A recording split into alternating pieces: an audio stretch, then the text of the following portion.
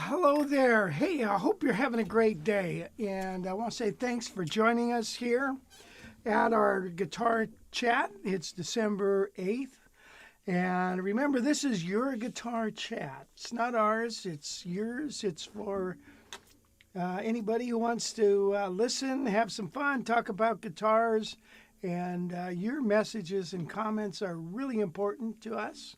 So feel free to always make comments and ask questions, okay? That's what we're here for. Got my son Wes working the cameras. Hey, everybody. Man, you're a bundle of joy this morning.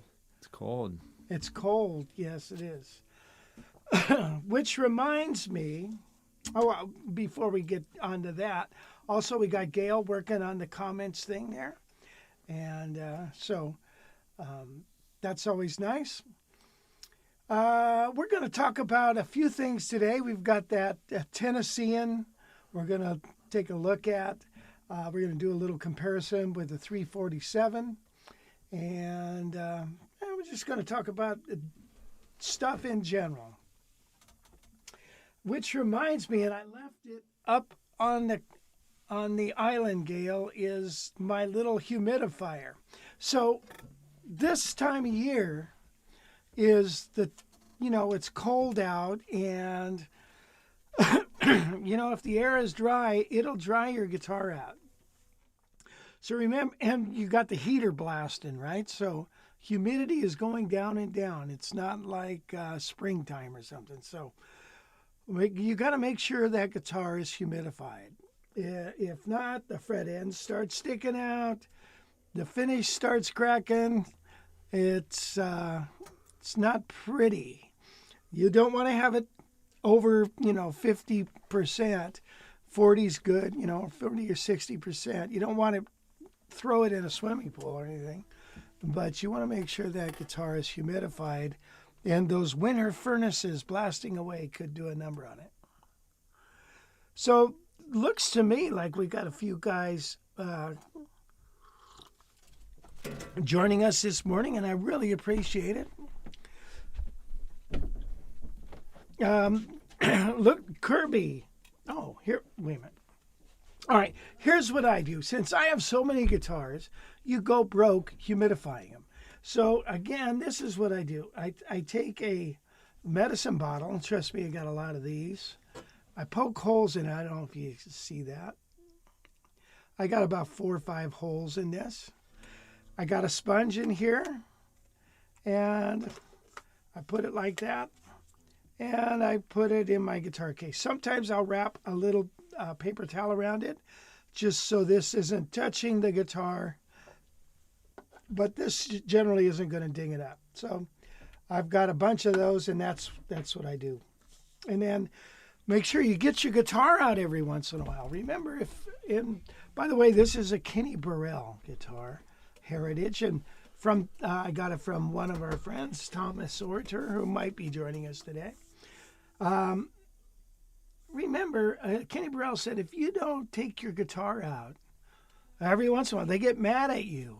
And in other words, they start falling apart. So you want to make sure you do that. Don't just put them under the bed and leave them for a couple of years. Whew. So, got a lot of energy today, right? Kirby. Let's see who's here. Kirby. Hello, Kirby. Thank you for joining us. I appreciate it. Kirby's here all the time. And he's retired. He's a golfer. It's probably too cold to golf down there. And Jim Rolfe, of course. Thank you, Jim. Great arrangement, Rich. Not super easy, though. No kidding. And that's what cracked me up, is when I did this arrangement. And one year I was looking for it on YouTube, because I know I'd put it on there, and up popped Parker Hastings. He's about 12 years old, playing this arrangement. And I told everybody, get over here. You got to see this. Look at this little kid is playing this thing. It's the hardest thing I know how to play. So that's kind of funny. Gerhard from Norway, Oslo. Boy, Gerhard, I was just talking to a student who came to see me play last night.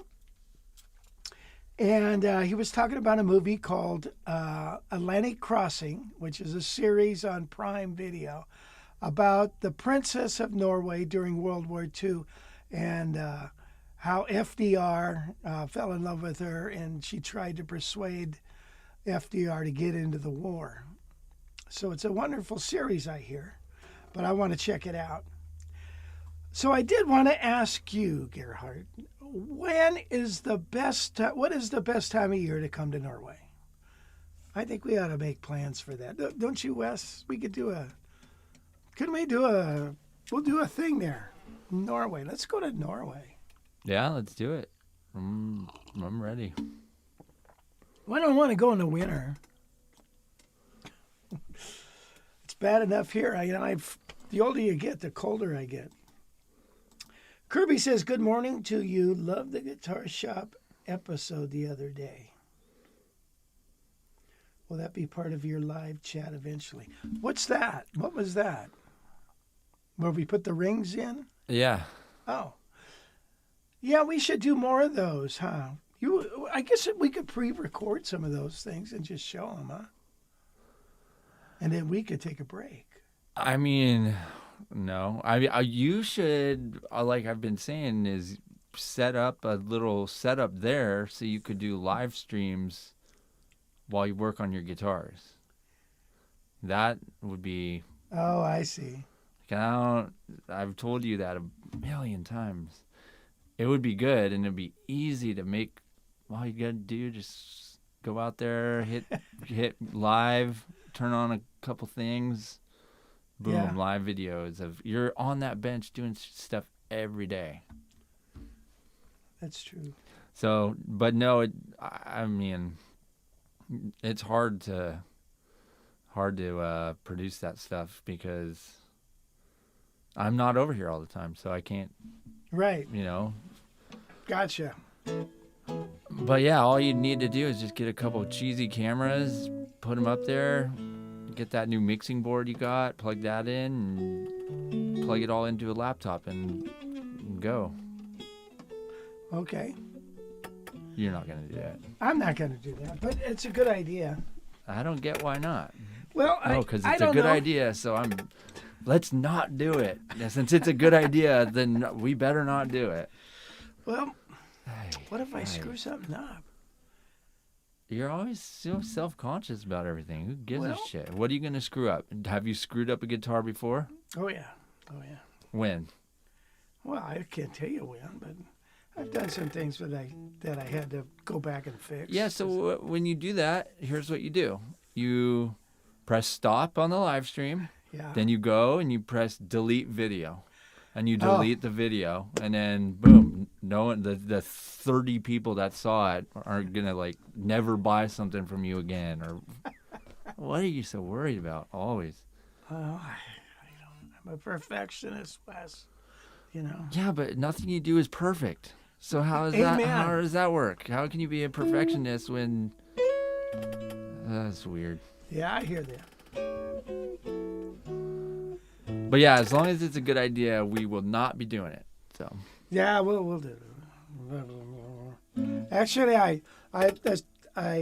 had an experience with the guitar, and it would have been interesting. I could do a video on this, on adjusting the neck. Let's see. What do we got here, Wes? Anybody out here? Is a guitar okay to be left out of the case? Well, yeah, but I try to get a humidifier in your home, a very accurate one, and make sure that it's humidified. Make sure. I always thought it'd be a good opportunity to invent something, so you could display your guitars, and it had one of our students made a glass box, beautiful, and he could display his guitar in it. And I thought, wow, that is really nice. And he was actually thinking about making a bunch of them, but I think they were going to end up to be too expensive. But that's a good idea, a box that you can display the guitar, and then all you got to do is open it up and take it out, and it's humidified in there. I think that would be wonderful. I wish somebody should make those. Ay, ay, ay. So July and August is a favorite time in Norway. We should find a venue and have a guitar workshop. Amen. Let's do it. Okay. I wanted to talk about this arrangement, Jingle Bell Rock. Because remember the...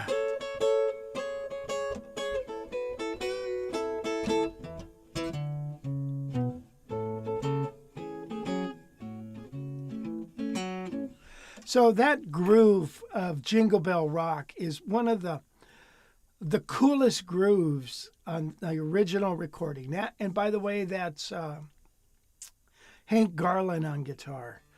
And I guess he was upset because he said he helped write that tune and didn't get credit. Is what I've read. He's gone now, but him and Billy Bird invented the Birdland guitar. But anyway, so in this arrangement, there's a couple of spots, and I want you to know this spot here.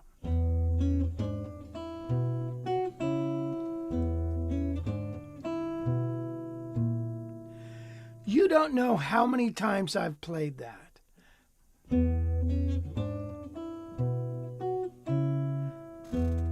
And you gotta do it in slow motion. Almost like this to begin with.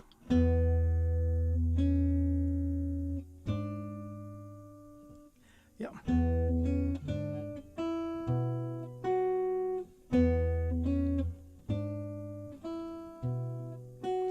Painfully slow. So every move is precise and you can get it.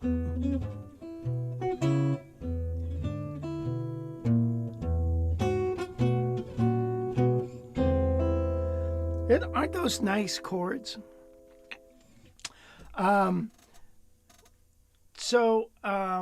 It's got another spot in the tune that I really like. Let's see. On the bridge.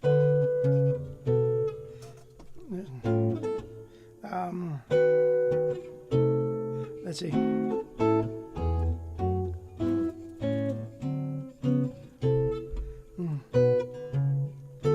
Isn't that pretty?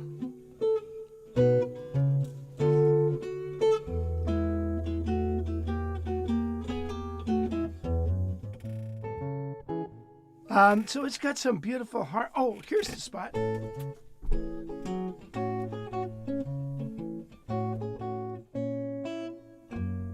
To F sharp 7. And of course it sounds like it should go to a B, but it doesn't. It goes to the 4th chord. And then I put this part in.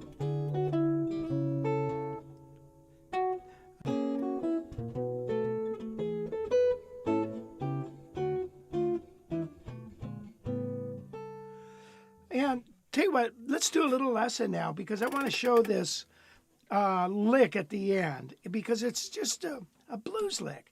And it goes like this. Here's the top voice.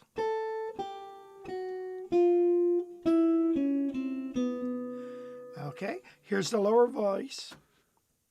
The lower voice, let's see, is, how did it go? The jingle.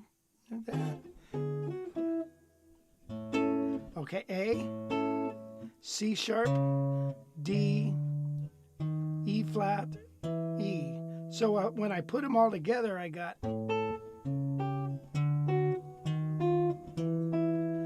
then we have the 9th going down from the B. Now if I fill it in with chords, I get this. A C sharp minor 7 flat 5, a D7, an F13 with the flat 7 in the bass, and then a E7, or sometimes I play an E augmented, and then this is a B9. So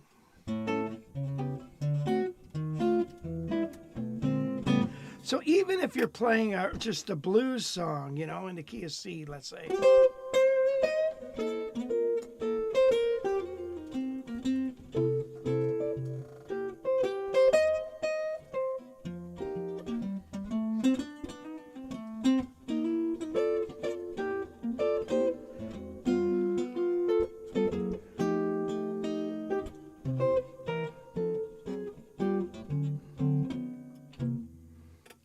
You dig? So you can use those little things that taken from different different things. Okay. Camera angle, Wes. Who else is here? Calvin from Hawaii. There's another spot.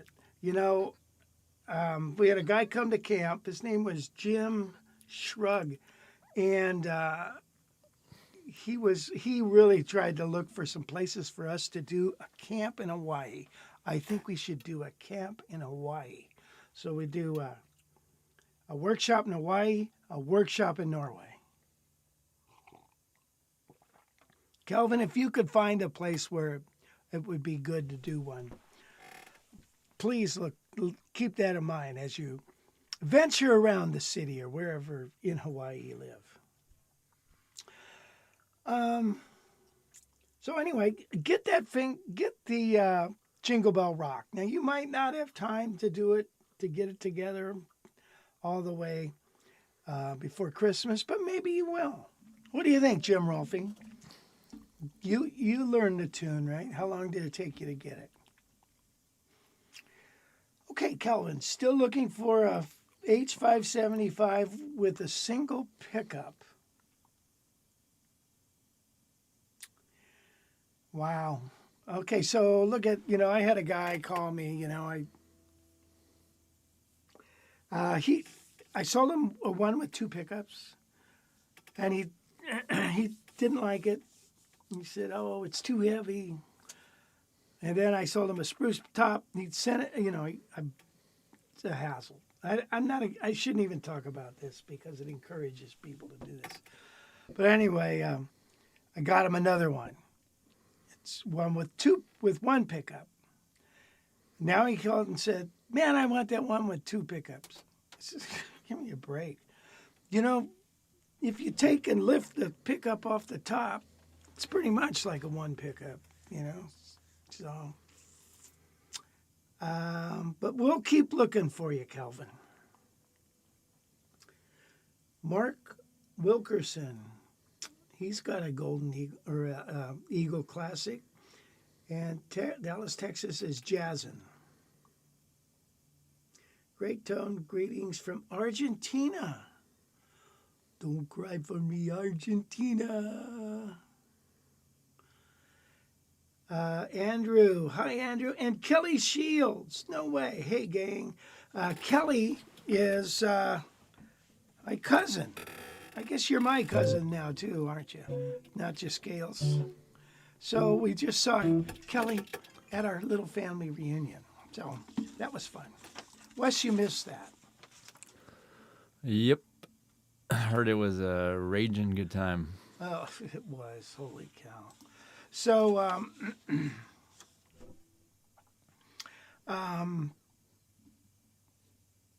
what was I going to say? I have no idea. Okay. So, the Samick, remember the Samick we showed last week? That's gone. So that the 503 Classic Finish is gone, but the Sunburst one that I showed last week is still available. Pearl Harbor Day. Okay, so that was yesterday, right? And it made me think of, I remember watching a video on the war, and one of the things they said, like it was like December 1943. And that is when the song "I'll Be Home for Christmas" came out with Bing Crosby. And it became an instant hit. And the war offices, they picked it up and they showed it in, different things and newsreels and stuff. But I was just reading about this, but the BBC banned it because it was too depressing for their servicemen, they felt. So, anyway, why don't I play that? What should I play that song, Wes? Yeah.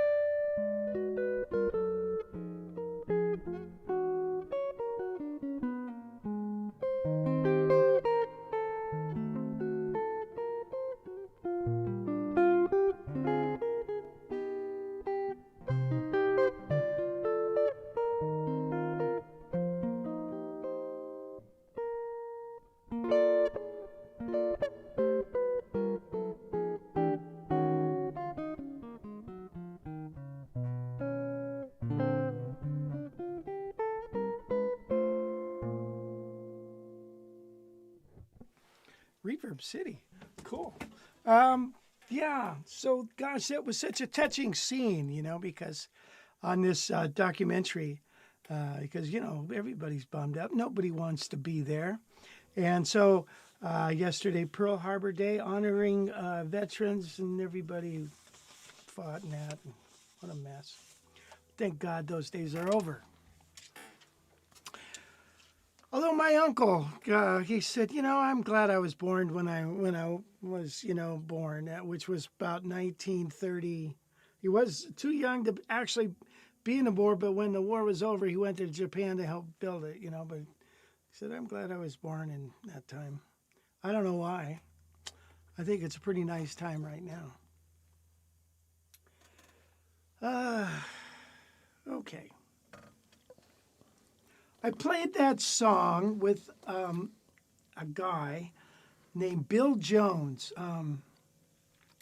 He was on the show Glee, and I forget what part he played. Real nice guy, and it was this big band concert, and he was there. He was the guy, and so he wanted to do a guitar feature of the song, and he thought it was really, it came off really, really nice, just guitar and voice.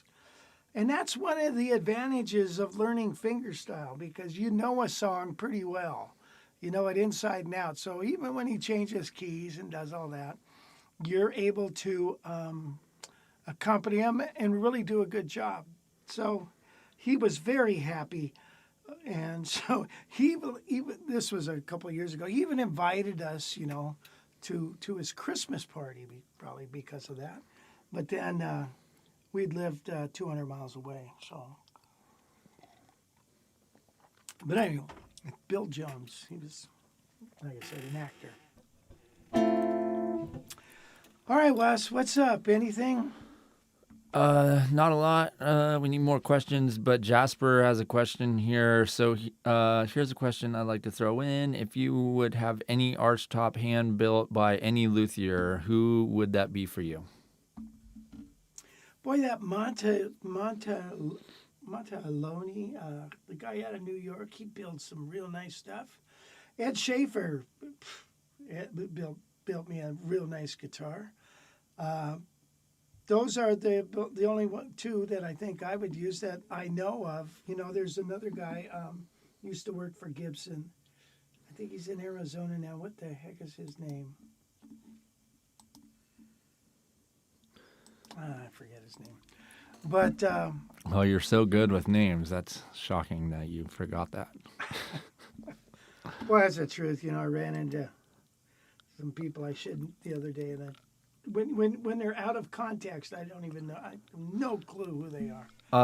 There. Check out this guitar that I was looking last week about some those Washburn West Montgomerys. And I came across this guitar right here, built by this guy, Yuri Shishkov. But they want $17,500 for it. It's all hand built. But look at those F holes right there. See the dolphins? Oh, how cool! Oh, that is cool. Yeah. I don't know why. It's got all kinds of artistic stuff. Yeah. You can see that sunrise on the. So it'd be pretty cool to have a guitar kind of like this. It's got the sailboat and the waves. Yeah. But yeah, I'd never heard of that guy. That's a cool color though. Mm-hmm. Yeah. That's one that you would take to a $50 gig at the mall. All right. Wow. Yeah. That's beautiful. Mm. So I don't know who. Well, I gave you the answers on that. One nice thing about some of these builders is they'll give you a price and let you pay over time while they build it. So with that Schaefer, it took him, I think, about a year, 9 months, a year, something like that to build mine, and I was able to just make payments for it. And when I was done, I had a nice, beautiful guitar. So, yeah, because they're not easy to make. Mark Larkins says, Wes, can you add a bit of reverb on the guitar, please? So, I mean, is there no reverb coming out? Because there's a lot of reverb in here. No, yeah, you can turn it down in here. Just turn that. It's the return here. It's not letting it go to the main. How about this now? Right, but we did a test. We recorded it, and there was a crap load of reverb on it.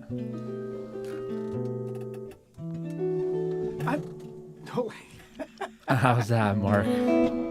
Wow, that's a.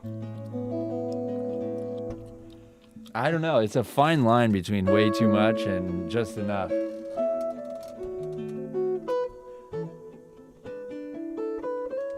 And the problem is, too, is I can't hear... What's going on? I mean, I can hear what's in my headsets, but that's different from what actually gets put out. Sadly, I don't know I what. don't know why that is, because you're going out of the mains. Because last week there was no reverb, and there's always reverb in here. There's always, like, I have it in my headsets, so I don't know. I do know it's a pain in my ass, though.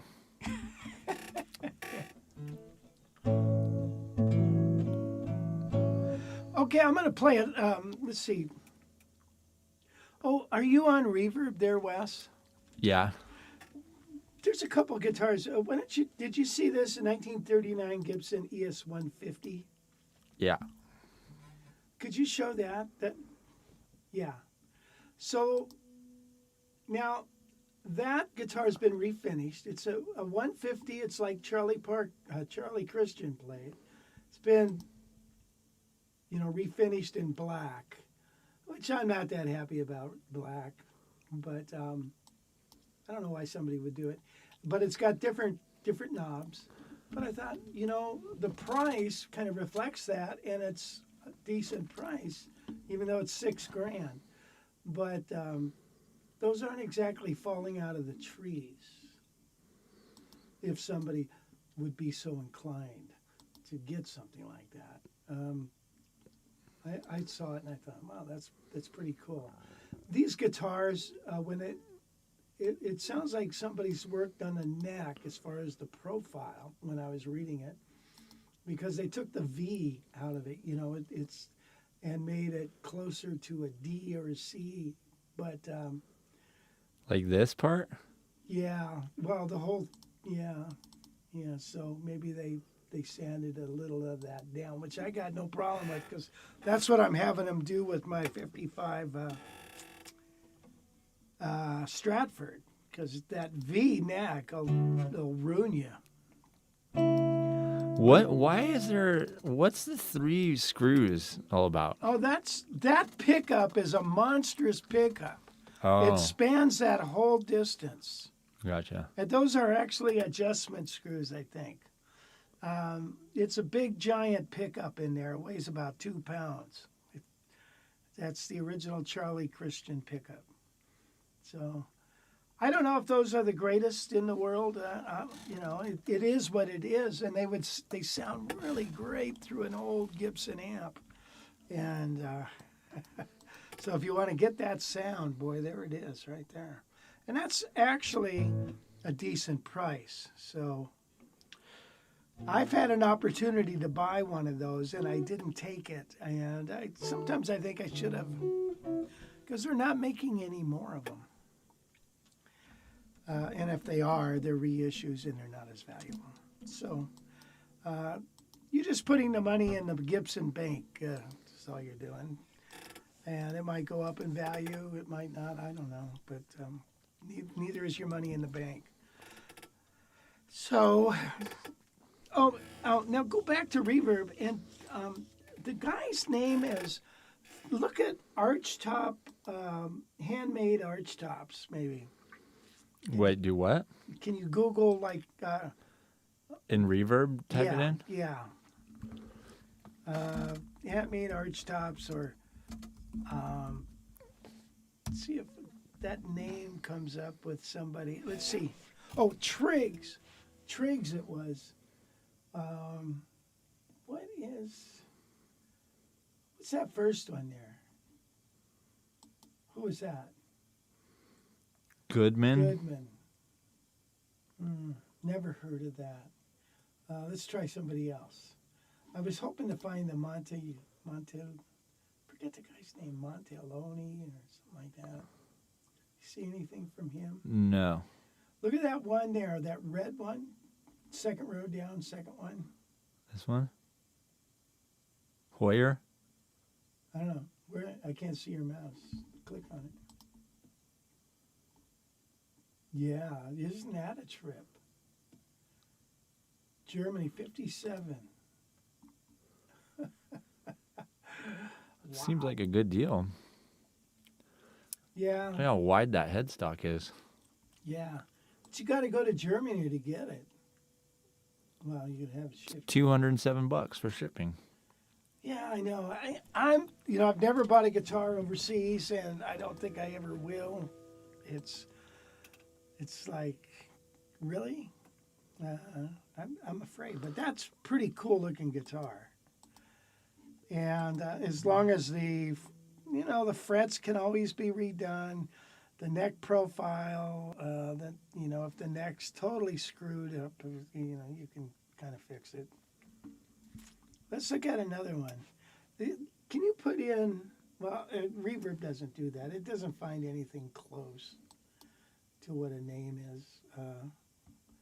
Montaloni, something like that. Anyway, he's a good builder, as well as Ed Schaefer. Let's see if Ed Schaefer's got any stuff in there.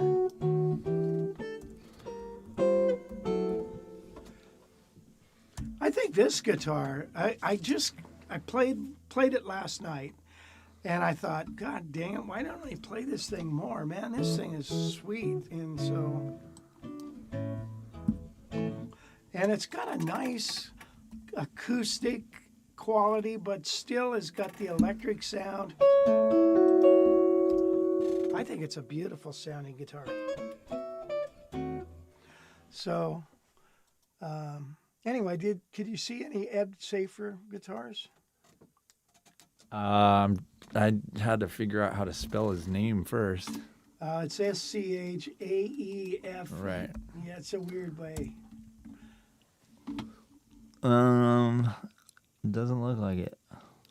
Oh. Nope. Just put Ed. ED. These are ED guitars. Erectile dysfunction guitars. Yeah, you're right.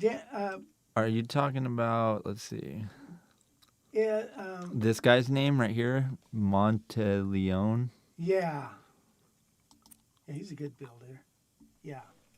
He builds. Oh, here you go. That's perfect for you right here. But he also can build some guitars that are like an L5 copy, or one of our students got a.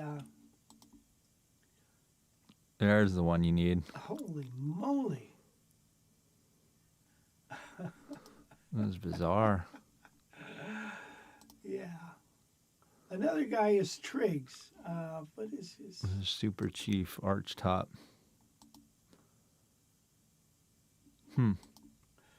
Now there used to be a the Hillsburg Guitar Show, which look at that, isn't that cool? They're just, it's like art. It's total art. It's more than a guitar to play. It's a piece of art. So it's those are really, really cool. All right.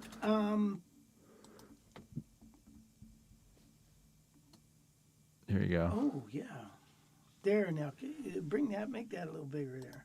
I don't think you can. Oh, is that Triggs? Yeah. Yeah, he builds more of a traditional guitar. And he was a builder for Gibson. Him and his son do it. You got a story on Fox 4. Wow. Wherever that is. He was at 11. 7,500 for 7,200 for this single pickup. Wow. That's not too bad. No, it's not. It's not. I wish you could make these. Can't make them bigger. No, but look at the striping on this neck right here. Oh yeah. Crazy. That's cool. The only problem with guitars that are custom made is if you ever want to get rid of it. It could be problematic. It could be hard. But it certainly is fun. I mean, people spend money on a lot of different things, don't they? Will you mute this? I'm gonna. Let's get out that Tennessean. You can spend your money on. So a friend of mine says, I never did drugs. I never did alcohol. My vices are guitars and cars. He owns 110 cars. And I don't know how many guitars. And this is one of his. And he let me borrow it to do a little video, but I think he wants to sell it too. So let's take a look at it. Tennessean is kind of like a 335, I guess, except it doesn't have two cutouts. It's chambered, or not chambered, it's, you know, it's a semi-hollow body, but it's got a block of balsa wood. It's not, I don't know what other a 335 is. It could be maple or whatever. Oh yeah, there.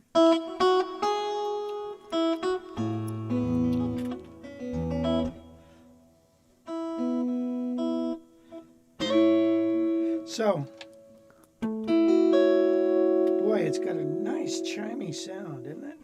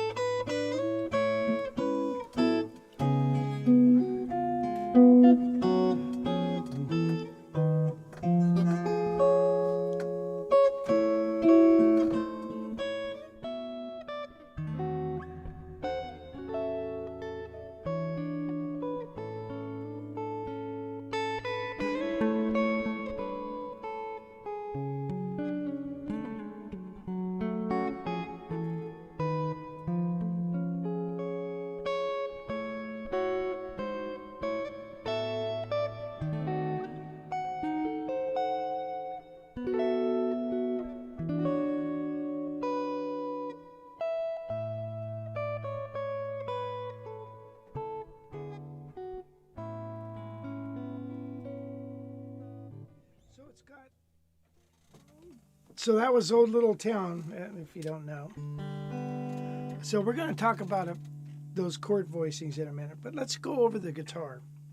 So you got a master volume here. Now this volume, I think this is a volume.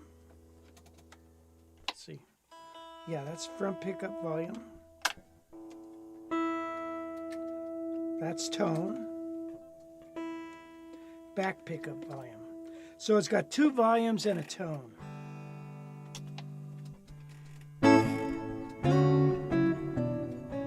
Isn't that a trippy sounding? I don't know why it sounds like that. It's got the 490 pickups, Gibson pickups, ebony bridge, or ebony fretboard.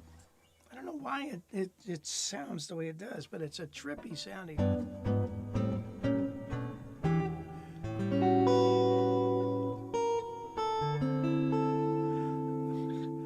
And I have a feeling this guitar would be good for rock and blues.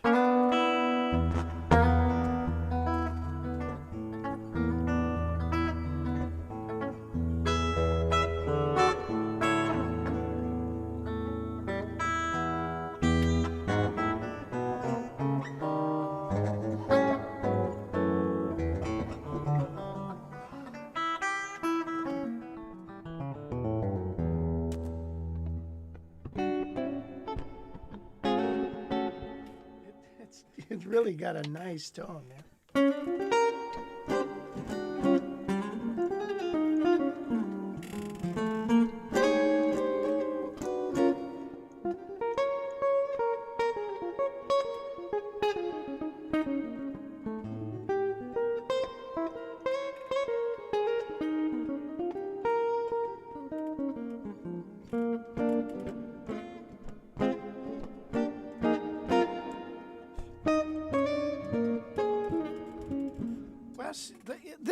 This guitar is flat, isn't it? Yeah. It's flat. Okay, that's crazy. So you could put that in the middle.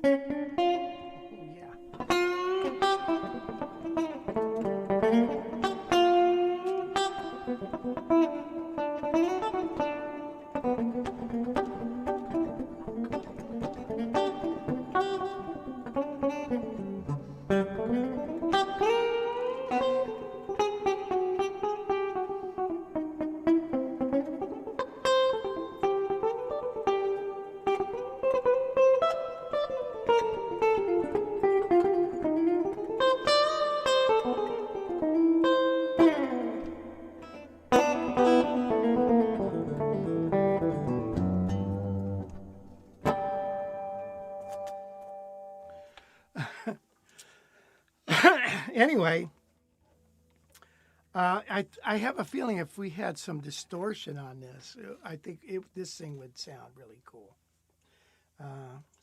But we'll have to try that some other time. So it's got a 3-piece maple neck. And like I said, I don't know why it sounds the way it does. There's something, the wood or what, but it's so much different than that. Let's compare and contrast, shall we? So let's listen to what a 347 sounds like, which is basically a 335. This is a 1990, by the way, guitar. This is 78.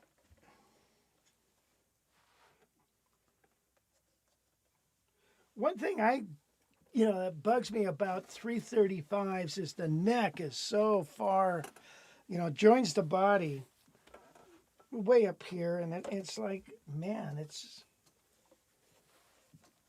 I don't play up there too often, so.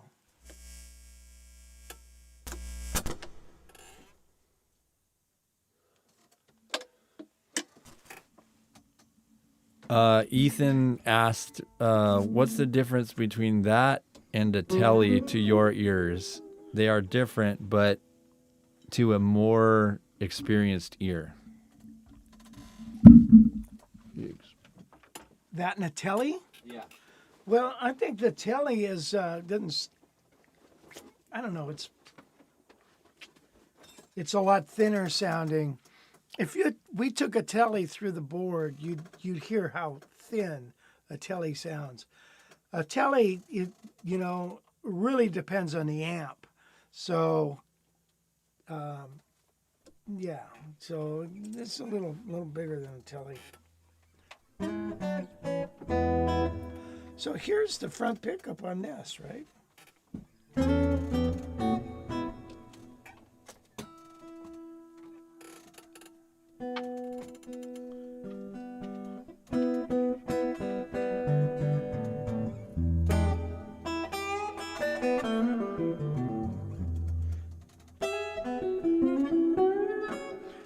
The way sounds different, doesn't it? It doesn't have all that chime in there.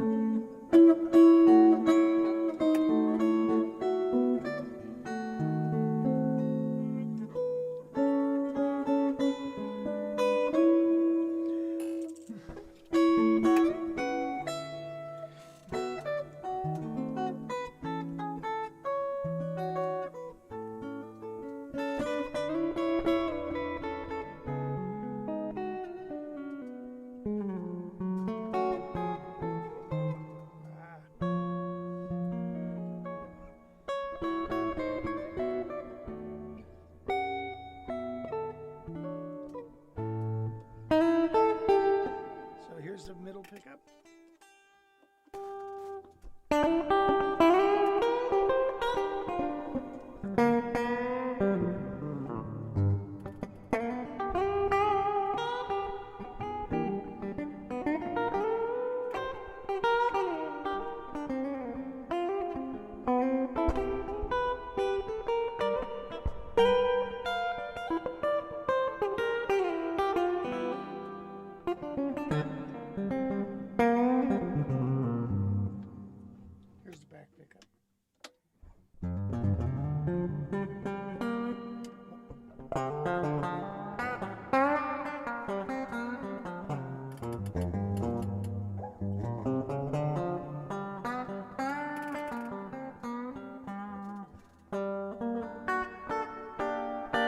Let's go back to the telly now.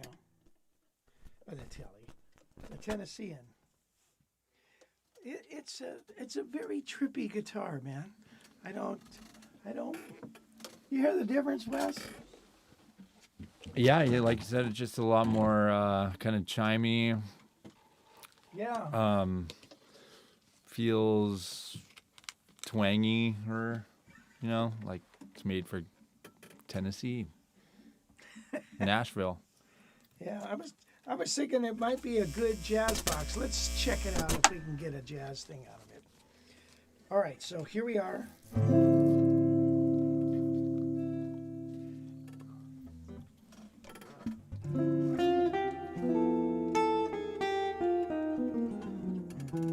by the way, these are tens. These are tens. Round wound.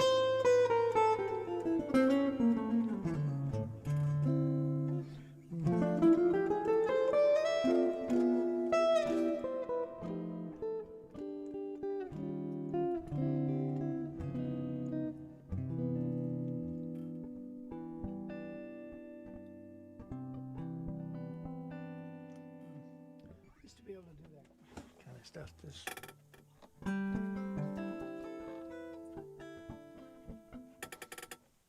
So, how about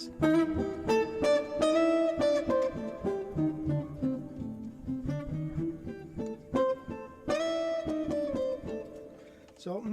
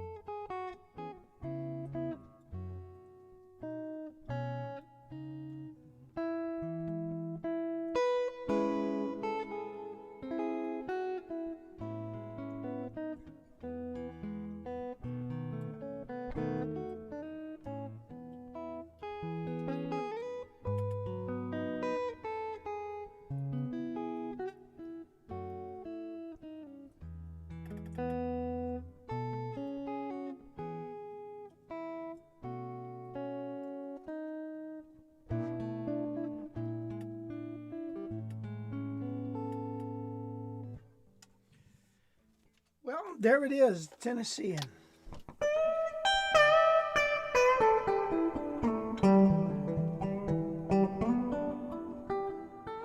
That kind of sounded like, you remember the time is on my side, the Rolling Stones?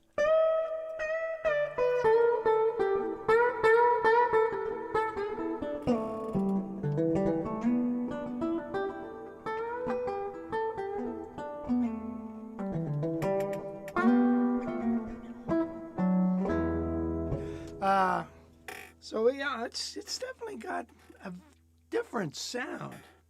I like it. Funky. I think it would work great for funkiness.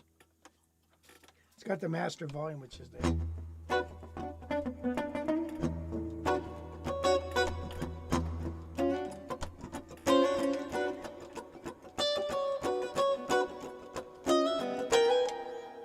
Yeah, see.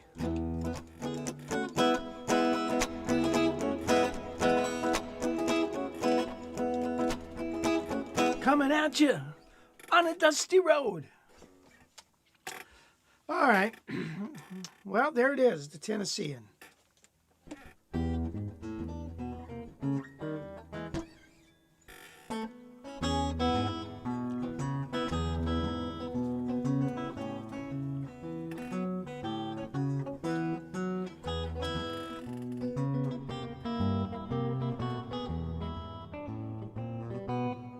On the front pickup. Ooh, that's where that chime is.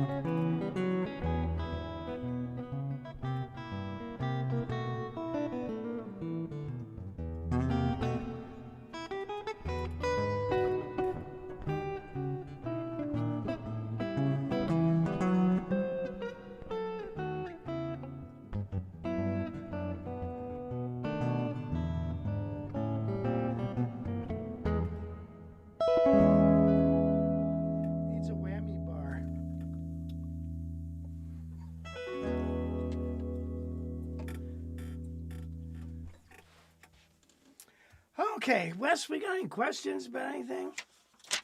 No. What's with you guys? Come No on. questions. Let's get with it. Please hit the thumbs button. Actually, yeah, Danielle Emberly asks, I had a chance to play any of the Sadowski Archtops / semi-hollow? Yes, a friend of mine's got one. I've a couple friends. Yeah, I've played those before. And Well, they're okay. So the body is made in, I don't know, Korea or something, somewhere. And then Sadowski puts his electronics in it. They didn't really excite me, I gotta say. I don't know why. They just didn't turn me on. So, yeah. Sorry. They're okay. They're wonderful. are they expensive? Yeah, they are. Ethan Morse says, I imagine the 335 would sit in a jazz trio better than that Tennessean. Yeah, a jazz trio. I wouldn't take either one for a jazz trio, to be honest. The 335 sounds jazz until you put it up next to a jazz guitar, and then it's like, well, it just doesn't have that little extra something. But yeah, you're probably right about that. Yeah. I don't know what it is, but you're influenced by the tone of your guitar a lot. And so if your tone is right and it feels good and it's lush and it just makes you play better.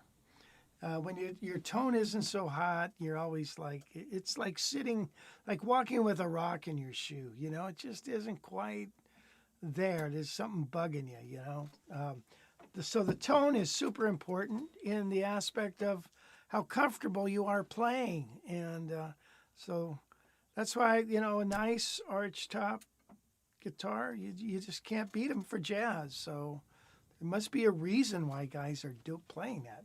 Now, granted, there are guys that played tellies and stuff and all that, and that's wonderful. But for me, it doesn't do it. So I got to have a nice Archtop.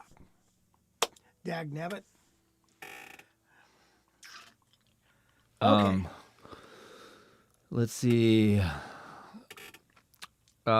Jim Rolfe, probably the Magnet Alnico number is different in Tennessean than the 347. My Memphis 335 has A2s and it does not have a thick dark tone. The Magnet, what number? Alnico? Yeah. Yeah, you're right, Jim. The magnets make a big difference. So thank you for pointing that out. Yeah, it must be the magnet, right? And then when a guitar, like acoustically, this guitar, it doesn't have a whole lot there. So compared to this, is it any?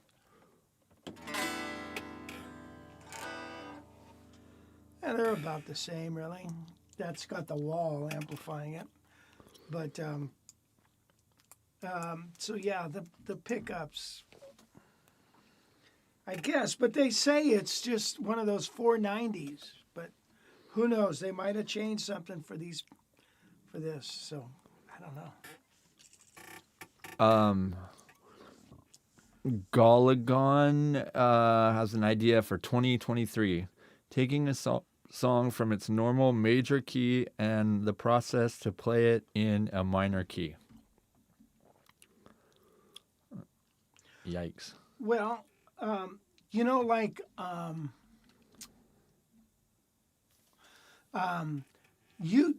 can play a song that's in a major key, and then you can reharmonize it in its diatonic substitutions. me see if I can illustrate that. So, like,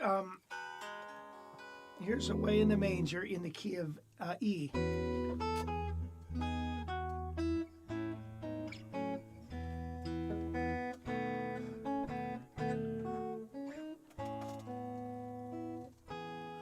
Now, if I go to the first chord, right? G sharp minor 7, C sharp minor 7, F sharp minor 7, then the E.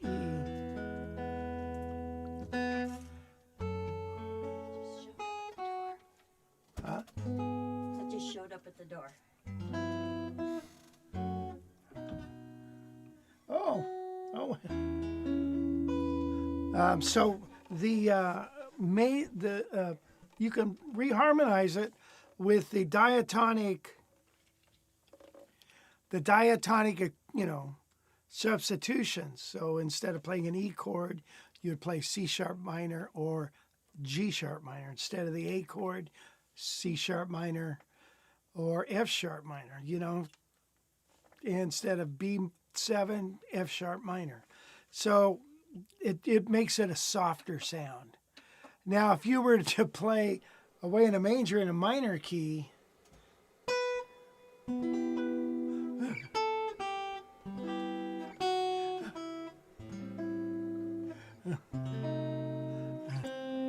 Well, like Jim says here, Jingle Bells would sound quite depressing converted to a minor key. you're right about that. It's like Russian Christmas.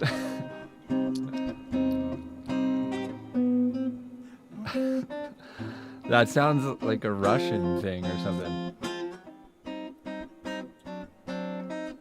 Or almost sounds like kind of like a Jewish type of thing. Yeah.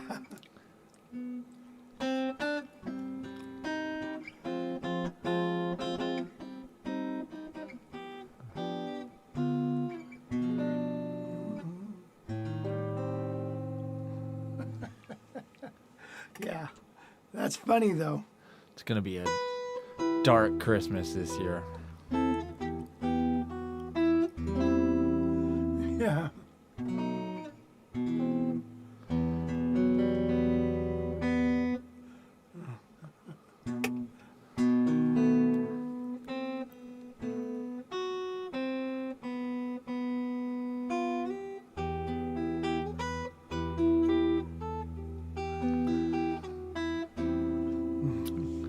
That song's already kind of dark. How about like Well, that one. Rudolph the Red-Nosed Rudolph the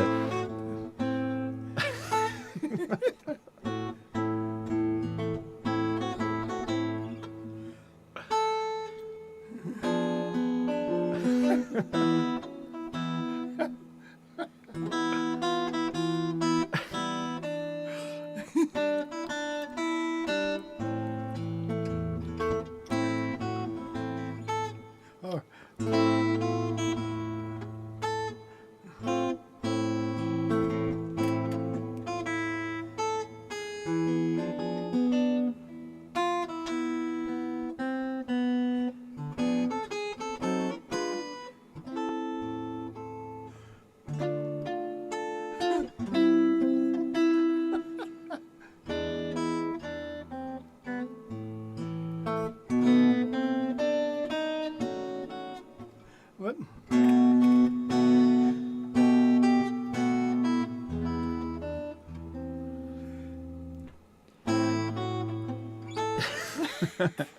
You know what's funny also is the opposite way. Is taking a minor song and making it like super happy.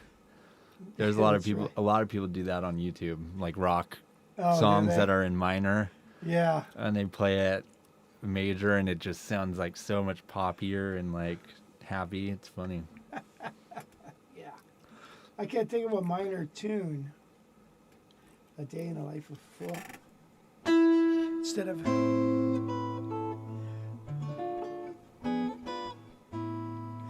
So we go.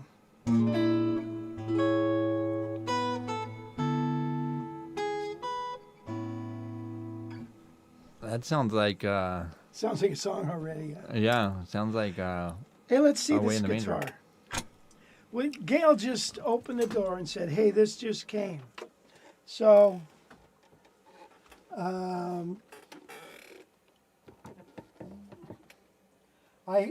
the way, I have another one of these too that I just got.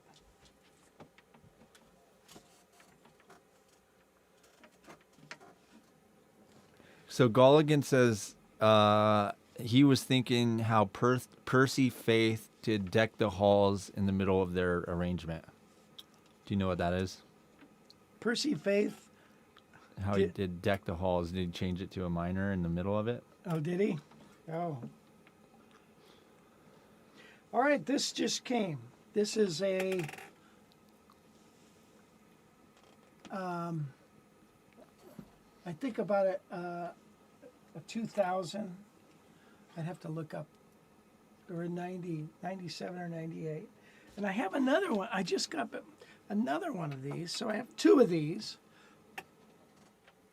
This seems to be in very nice condition.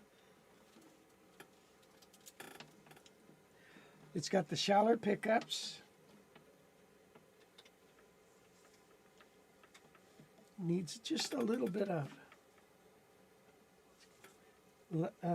little work on it. This is, yeah, so it might be a little newer because what happened is they started the H kept falling off on some of the guitars, and it was so what they did is they just took it off. So sometimes on these guitars I would put one of the fingered tail pieces and on there, and then I'd have to relocate the output jack. And there's a big hole back here, by the way, with this, so you got to fill it with a 1-inch dowel.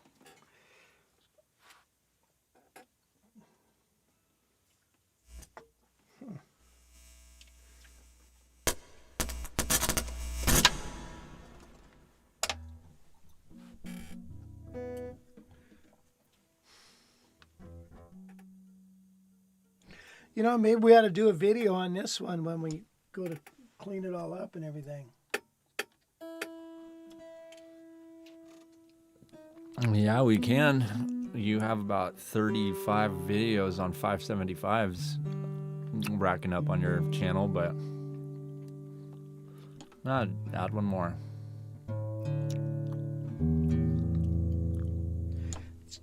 Got dead. And now this is different, this Schaller. It's got a roller Schaller bridge, which is... Did you just mute it? Nope. I don't know if that's my cord or it's going in there. Maybe we...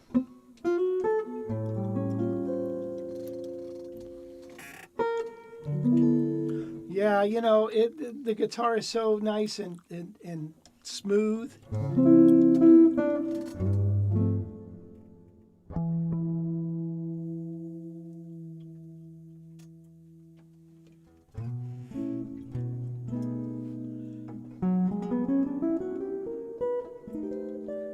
Like compared to that Tennessean.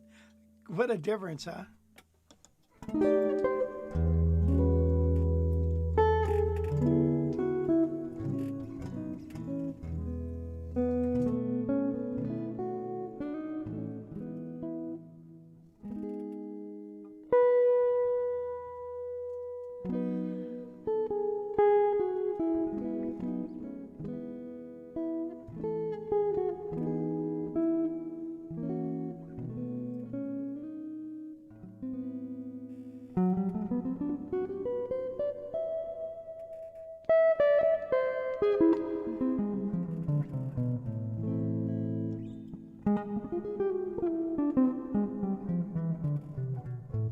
So yeah, this is a pretty dark sounding guitar compared to what we've been playing.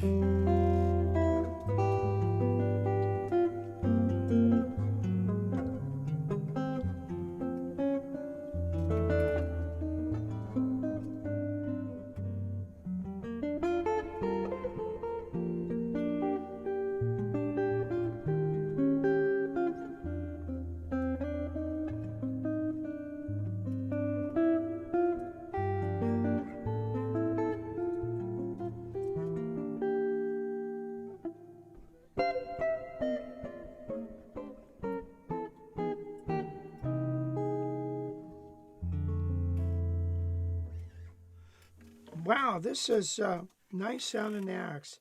It's in real nice shape. Wes, can you go on to the Heritage website? And at the very bottom, it's got date your heritage. And this is the letter P. So you can find out what year this is. Anyway, I just got this. And like I said, I just got another one. And it looks like it. Now, the other one has had some finish problems. And so they need to get those fixed. But this is looking really nice. So what I'm going to do is clean it up. You said it has P? Mm-hmm. P is 1999. Okay. So I'm going to have it cleaned up. I'll clean it up, put my strings on it, raise the pickup rings. I don't know about keeping this. I don't know if guys like that or not. I think everybody kind of wants the wooden bridge, but I think this is a nice alternative. I don't think it hampers anything. I think it sounds dark enough. My gosh. So. Yeah, work on that jack. I don't know if it's the jack or my chord. I guess it's the jack. I'll have to check that out.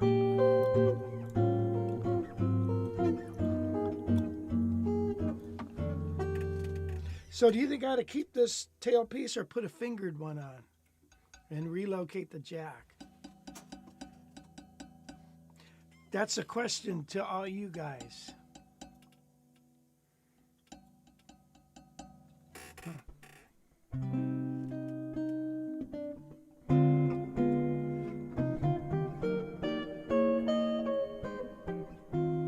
Let's see.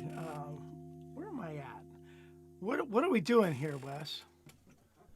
I don't know. You're playing that guitar. Let's see. Are you senile? Yes.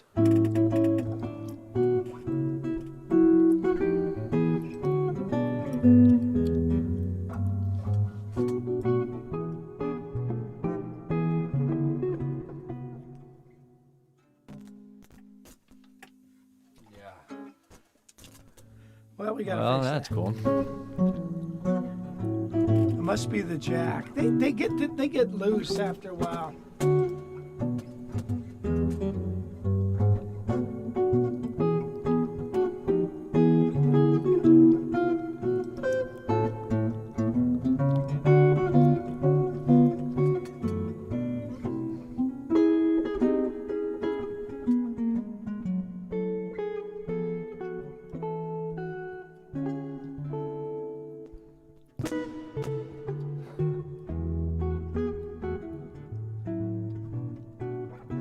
I guess that's why somebody got rid of it. I bought it from a dealer.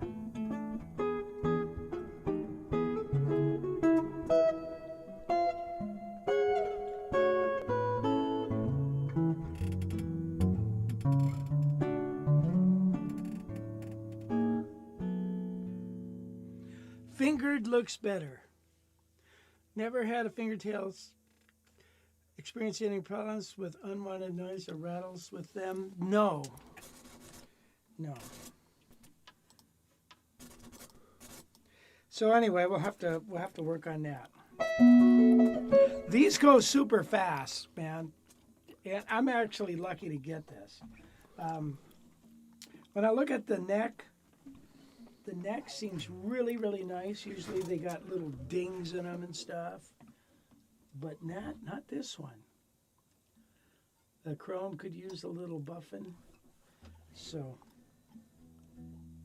everything looks good on this. This is the second one I bought from this guy. This dealer guy. I also like to raise this up just a tad. I like it to be even with the pickup ring. I don't know if I'll do that or not, but maybe might as well. So, well, thanks, Gail, for bringing this out. I'm going to plug in something else, and we'll see if it's the cord or the jack. I'm sure it's the jack now. Anyway, there it is. 1999. Just came in today. It's super cold. Yeah, it's cold out there. Let's see. Yeah, fingered looks nicer. Jim Rolfe says, dunno, if you leave it, you have a built-in strap lock. Well, yeah. Barry Roberts says, hi, Rich. Loving your soloing course and getting the octaves melody with the cool intro down now. Thank you so much for your work. Hi, Barry. They got the JGI course, I think, right? Yeah, we put that on sale, and a lot of people got it. Yeah. Yeah, we might have to do a New Year's sale for it again. Get people ready to learn how to improv for New Year's. Yeah.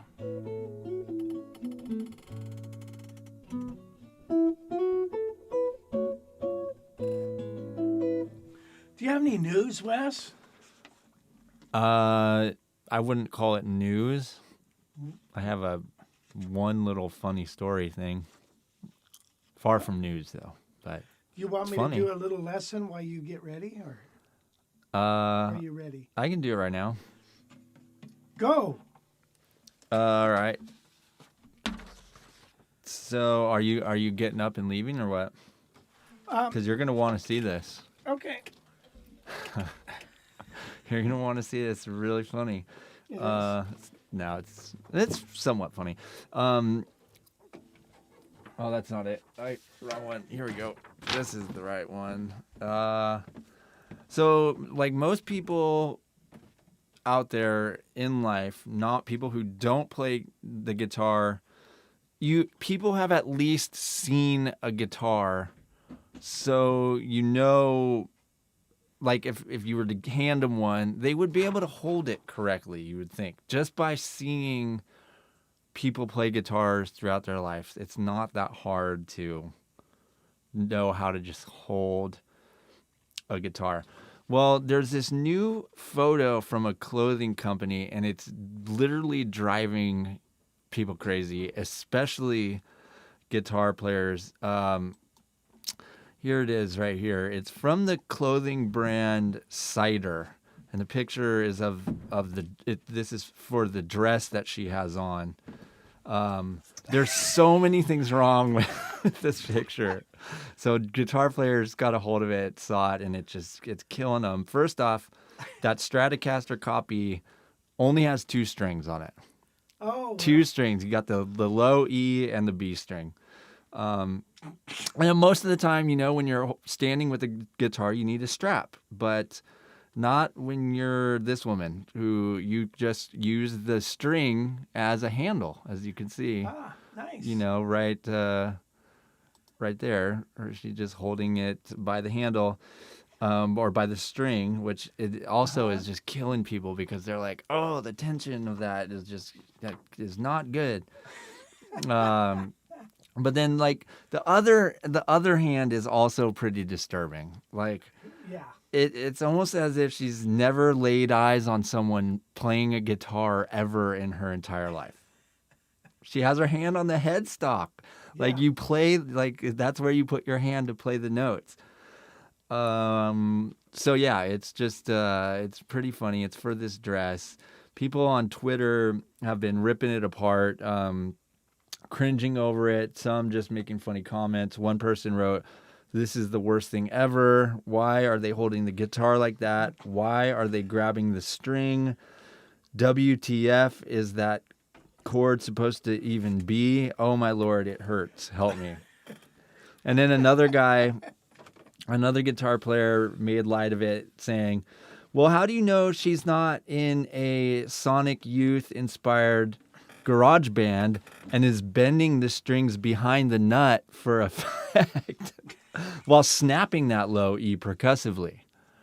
Well, that's a good point. You She know, could be- so maybe yeah. she's just a super savvy garage guitar player, and she's in a garage band, and she's you know. But it only has 2 strings. That's a little problematic, isn't it? Yeah. But So it it's is. just funny because the fact that no one in this Ciders marketing team looked at the photo and was like, she looks kind of stupid. Maybe we should change it. Or they just totally did this on purpose because they knew people would get all fired up about it. Either way, there's also this photo where she has this turntable kind of like on her head. Which kind of makes you think it was kind of all just like a marketing ploy. People also don't like this one very much either, where she's kind of stepping on that inside of the guitar. But it is a knockoff. Huh? It's not a real Fender. Yeah, that is a B tone. Oh.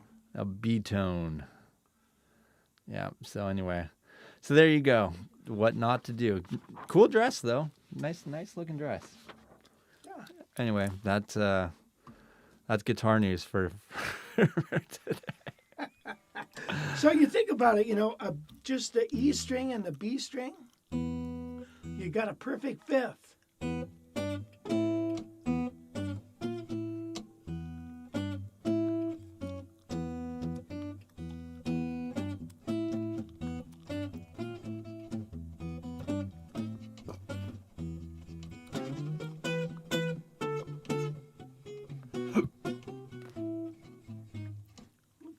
Anyway, it's kind There of a you go. neat sound. Maybe Keith Richards will catch on to that and take off some of those strings, some more of those strings. Yeah, we'll see. Let's see. Carmine Campo asks, Rich, is the Heritage you currently are holding for sale? This one that we just got, you mean, or this one? This one. Oh, sorry. This one is Heritage Kenny Burrell.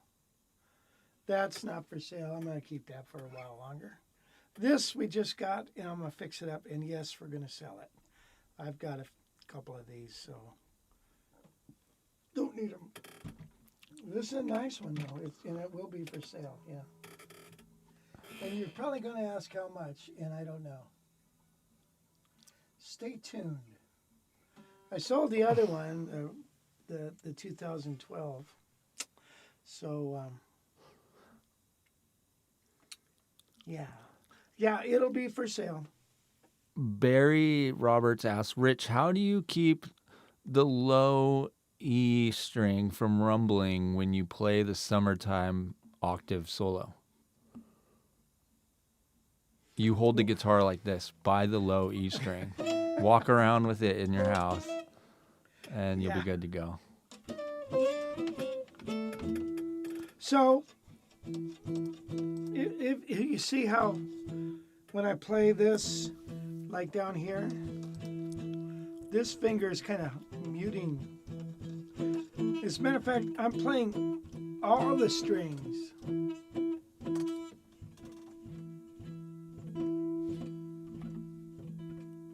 So they're all being muted except for these two. And like here, see, look at. All of these are being muted by this finger hanging over. So.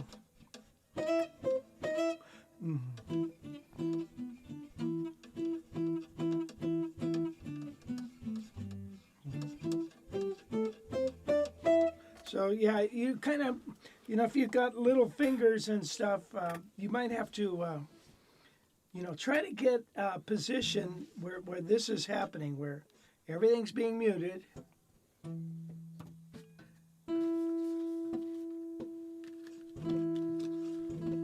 Okay, and so I'm strumming all the strings, but only 2 are sounding.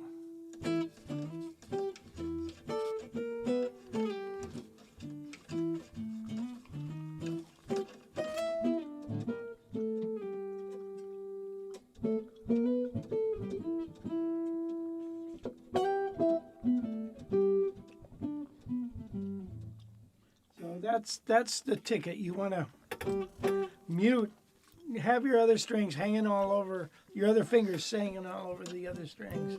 That's all I can tell you. You know, you could go like this and pick them like this. But you want that percussiveness of all the strings.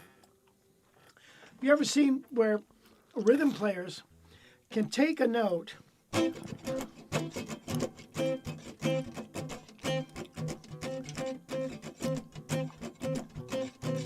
whoop.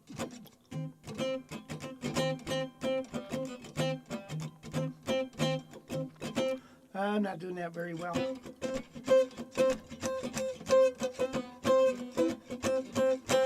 All the strings are being played except two. And that's what makes it more percussive. If you just play it like it's not, it's more like that's more like playing a piano. So you this way.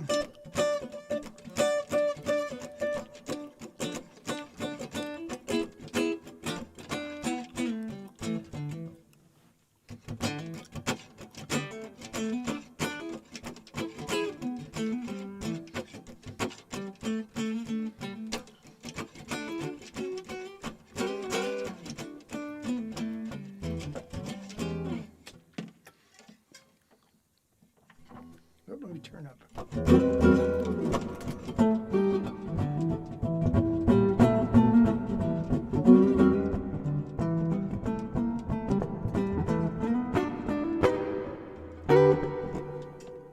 Verb City.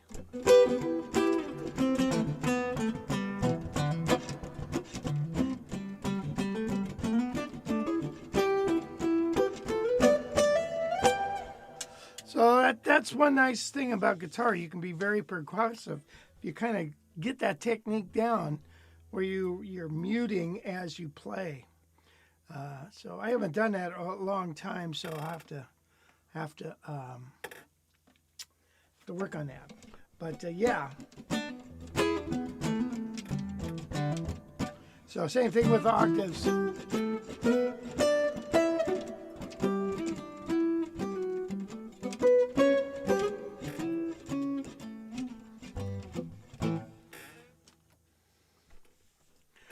Okay, so any other comments here, Wes? Yeah, we missed a question. There was an earlier one that someone asked what reverb you're using, and that amazing reverb is coming from the mixing board.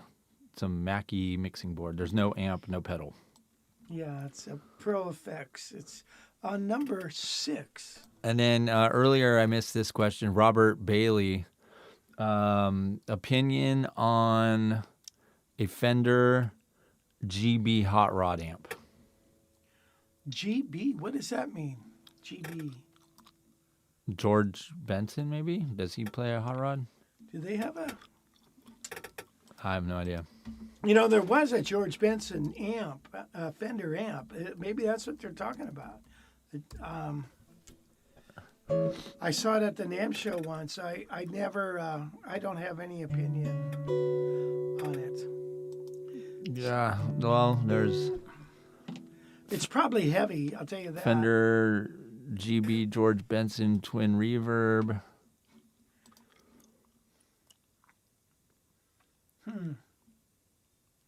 So it's 212s? This one's Fender GB George Benson hot rod 112. 40 watts combo, huh?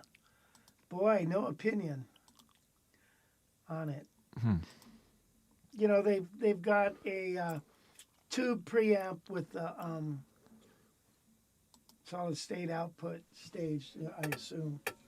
I don't know. You know what, man? I am so happy with Quilter. They're light. I've got 2 of the Mark IIIs available. I have actually own 3 of them. And then I have the Quilter Cup.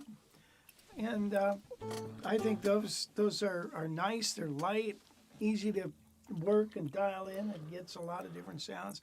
And it's got a, doesn't have such low end that it makes your guitar feedback. Fender amps are notorious for that. or at least the way guys dial them in. So I would say, if it's anything like a regular hot rod, they sound kind of good. They sound good. I don't know if they sound really great for a jazz thing, but I've been very happy with Quilter, and I wouldn't feel bad steering anybody in the direction to buy a Quilter. Kim Mickelson asks, can you teach how to play 2 notes, 2 strings with your index finger, the A and the D string? It's driving me crazy. Which strings? The A? A and the D. Oh, like this, you mean? With one finger? With the index? So there's 2 ways. The 2 ways of doing it. Maybe you can zoom in here. The first way is something that Ted Green showed me, and I think he got it from George Van Apps, and that is this, that you can build a callus on both sides of this finger. You take and really work that finger like this and going up and down. And this part is arched, you see. It's arched. Now, just keep going like this and try to really work on building those calluses up and having that finger arched. Now, the other way is to have it squished with the knuckle going down. And the way to get the knuckle to go down is to push your finger, your hand out. So if I push my hand out, that knuckle, this bends here and kind of goes at an angle there. You see that? It's kind of like this. Look at, see that? Can you see that? So Ted used to always be working on his finger trying to make that thing go like that. And he could do it with his little finger. I can't do it as well as that. So try to get that to go the other way, like that. So in which case then, it's a little easier. Now if you do it with it arched, I think you have more access to the other strings with the other fingers.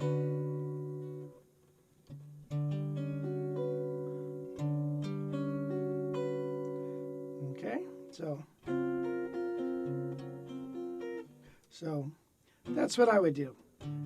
And you can do it with all your fingers. Take it, do the same process, but you have to do it. It doesn't come natural. You got to go up and down like this. I can, just this little exercise, I can feel it in my fingers. Like it's kind of tired. So you also have to get your hand, you can't do it straight up. This hand has to be like this. Okay? You have to go out like this.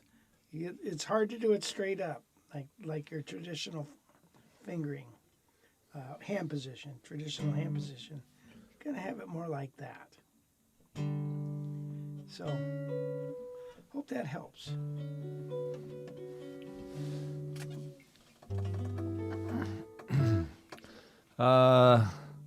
Kathleen Cox asks, have you dropped the X5 gear? The X5? Oh, the wireless. The wireless system? Yeah, we did. I mean, we still use it every now and again. We just... I haven't used it. I went back to a Chord for recording some videos, and I haven't used it since. So yeah, it's sitting right here still. Is Sure it? we'll... Oh, there it is, yeah. Sure we'll get used again at some point. Especially when you have a gig and you want to walk around, right? Yeah. Walk around.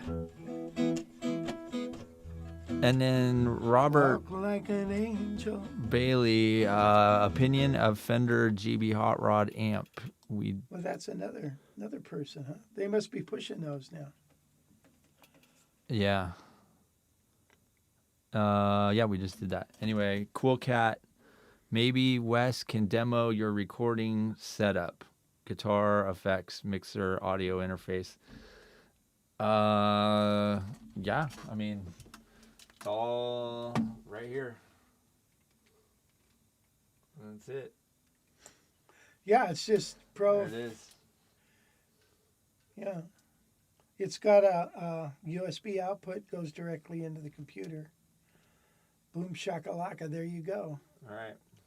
That's just a nice mixer. It can be used as in a digital audio workstation as well as live. And we actually have another one, not as big.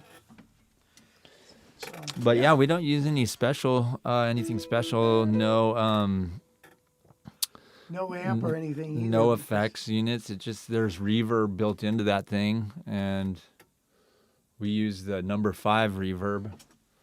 Oh yeah, I said number 6. It's 5. Huh? We use a warm hall reverb. Yeah. Robert Bailey says that is 46 pounds. That George Benson. No thanks. That's hefty. That must be the 212 one. Yeah, I don't know. This Mach 3 weighs 21. So less than half. yeah. So, yeah, it's just too. You know, George doesn't have to pick it up. He's got people that'll pick it up for him. So, Yeah. too old for that kind of stuff. And I think that's it for questions. Yeah, Cool Cat though. That's all we got. We don't have just guitar goes into the mixer. There add some effects onto the mixer, and then it goes out USB into the computer, and then into Streamlabs, and hit go live, and there we go. Yeah. Well, I'm going to play one more tune, man. I think It Came Upon a Midnight Clear. I like these songs. A Little Town. It Came Upon a Midnight Clear. It Came Upon a Midnight Clear, I think, is from, is a Felix Mendelssohn tune. Could you look that up, Les? Sure. I think he wrote it.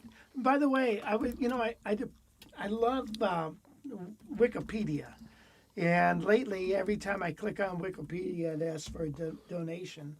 So I've been donating to them. And I think if you ever use it, I think you'll find it's really good. And go ahead and just make a small donation. It would help them out. Who did you say wrote it? Felix Mendelssohn. Who wrote this song? That Came Upon a Midnight Clear. Edmund Sears? Mm-hmm. Oh, okay. It's a poem. Huh? Composed the 5-stanza poem in common meter, doubled during 1849. First appeared on December 29th, 1849, the Christian Register in Boston. Oh, it's a poem. Well, who wrote the music? I don't know. It doesn't pop up. It doesn't.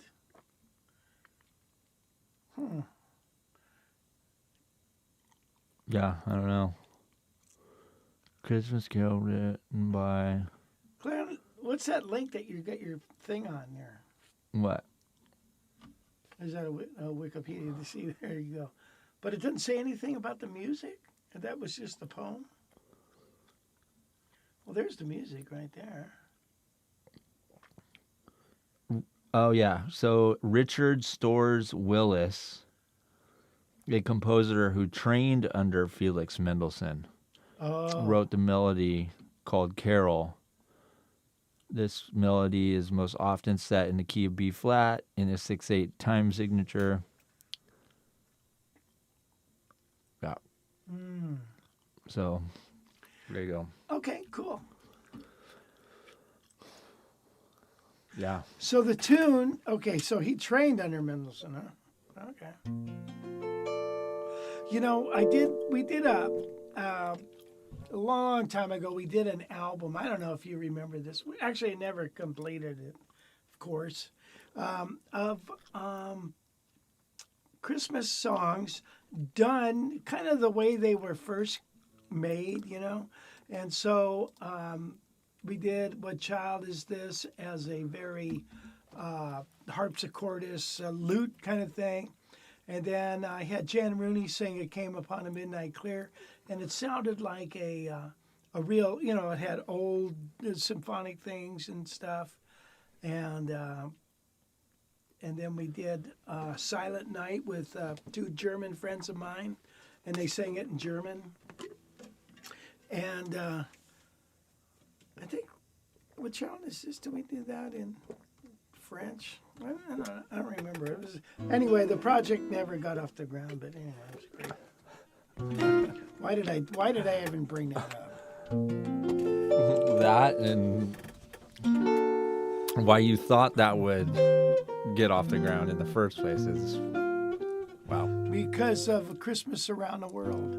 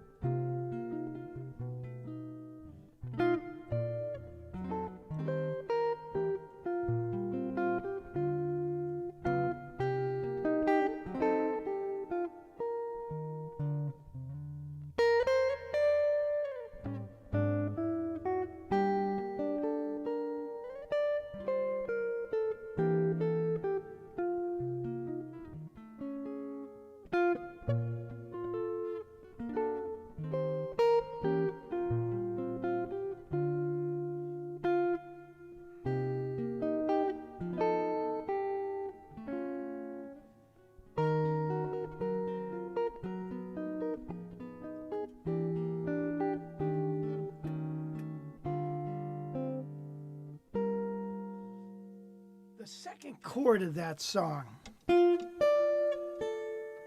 is such an interesting chord because, okay, it's a B flat chord with a major 7, B flat augmented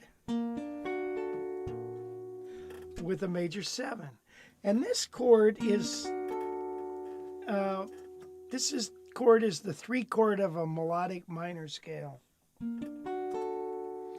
Now, you don't have to harmonize it with that, but I think it's very cool sounding. So you have, okay, it looks like a D chord, but it's not. It still is B flat.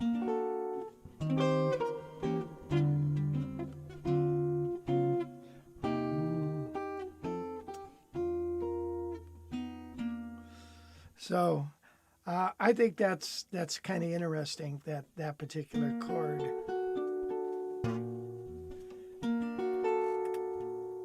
Now, a song like that would be good to transpose it. So you would maybe start in G.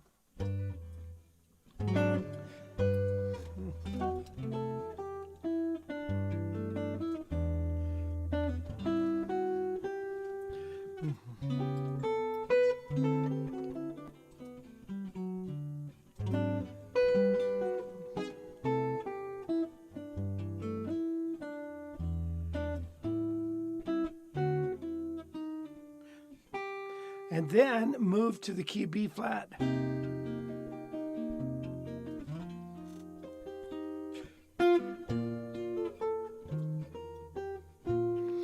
So you got somewhere to go with it. Otherwise, you just play it through a couple times. It's like, you're done. So it's always good to mix it up in different keys. So when you can learn things in different keys. And then of course I like to mix up songs. So you play like Away in the Manger maybe, and then or Little Town, and then go into It Came Upon a Midnight Clear, and then I think you get more mileage out of the whole thing. Make sense, Wes? Yeah, it That's does. good. Well, Uh, look at Barry Cole has a weird comment. Today news of limited edition jazz chorus in cherry veneer 212 with 120 watts, 350 worldwide. So is that on sale?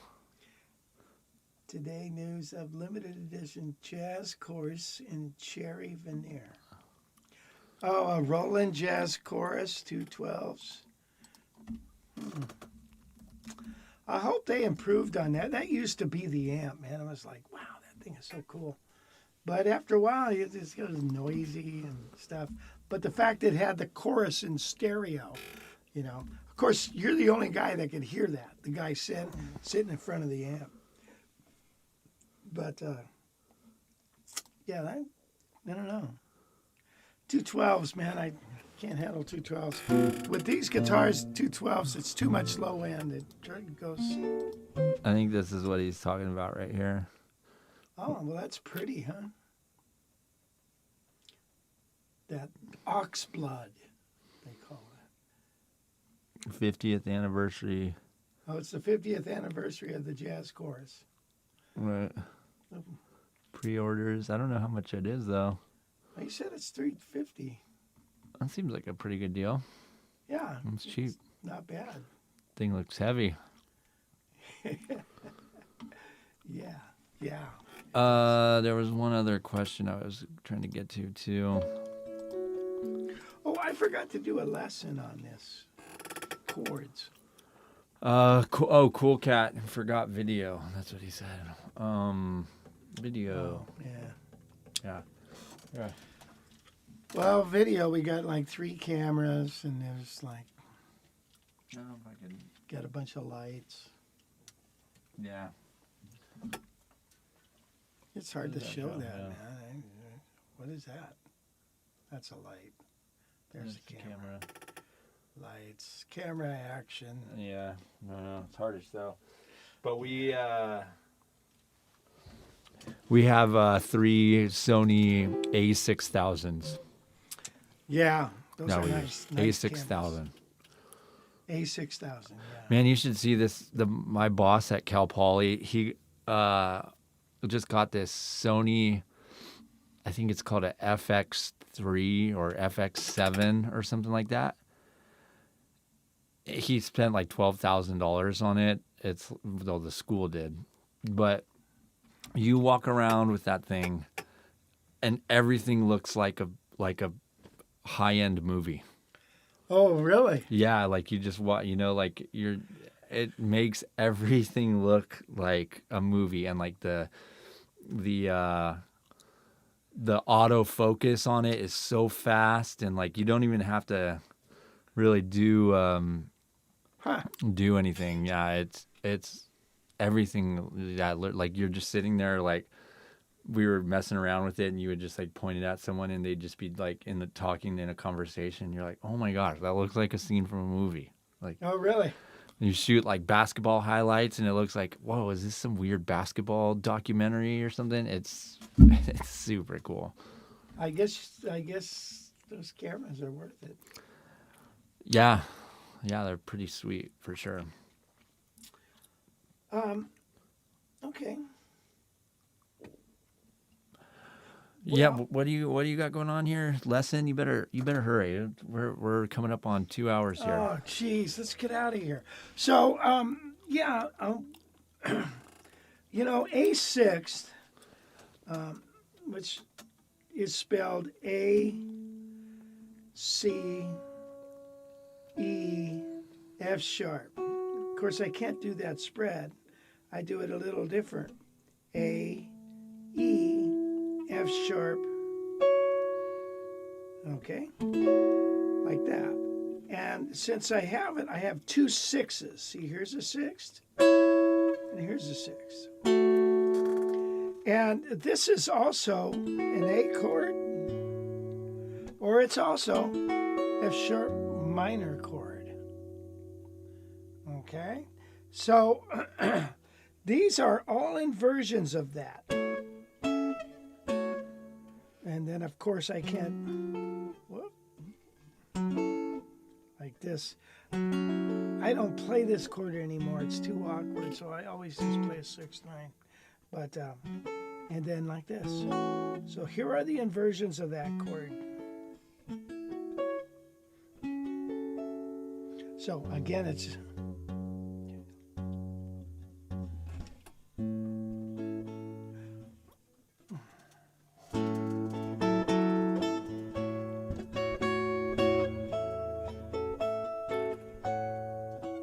So again, if I take these two string groups and then play these two, can you see that? Can you see that?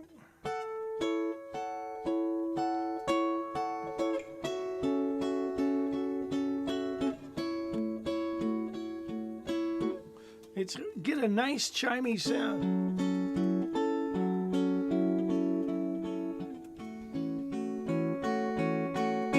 And of course we can play our inversions in another string group.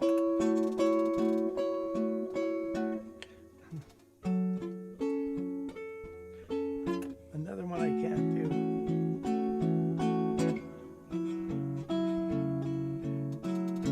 Another string group.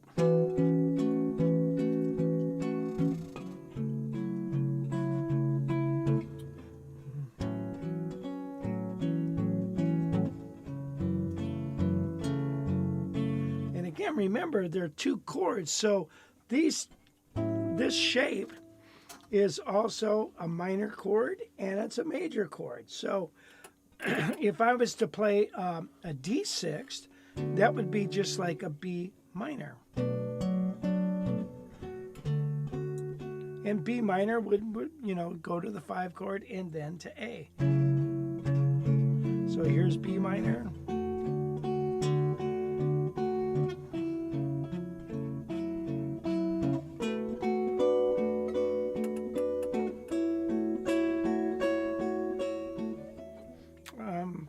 B minor. A. So I've got a lesson on this, and it's called like A major equals F sharp minor 7. And if you learn these inversions, you're going to be happy.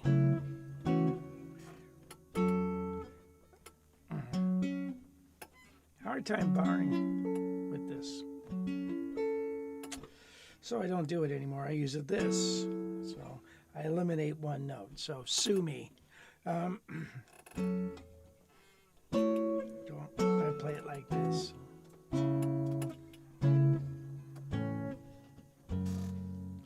Really, really nice. And then you can take it and lower one tone and it makes a 9th chord.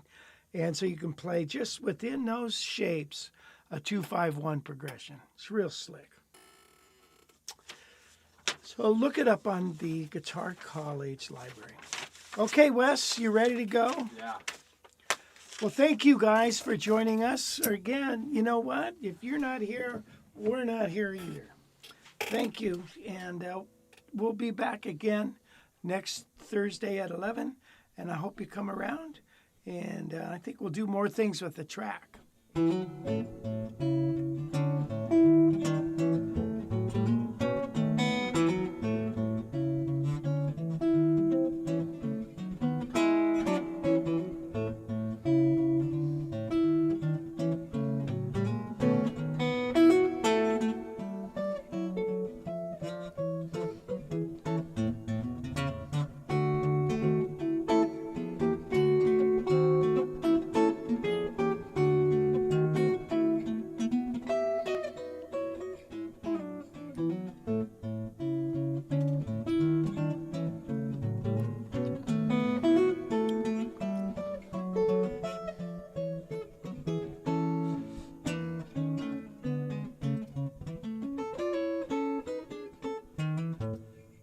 Here's a 6 chord.